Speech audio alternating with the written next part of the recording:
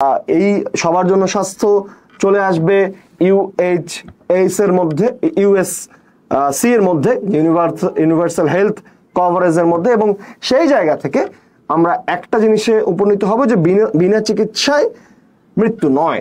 অর্থাৎ প্রত্যেকটি নাগরিক, যে রাস্তায় কেউ মরে যাচ্ছে, বাড়িতে কেউ অসুস্থতায় কাতরাচ্ছে, মৃত্যু যন্ত্রণায় ভুগছে, তিনি তার ন্যূনতম চিকিৎসাটুকু পাবে না, এইটুক হবে না, এইটা রাষ্ট্র নিশ্চিত করবে। এবং সেই নিশ্চিত করার লক্ষ্যে বাজেটের 5% স্বাস্থ্য খাতে বরাদ্দ করার কথা বলা হয়েছে, এবং এর মাধ্যমে হাসপাতাল, কমিউনিটি ক্লিনিক সহ নানান ধরনের সুবিধা প্রণয়ন করা যেতে পারে।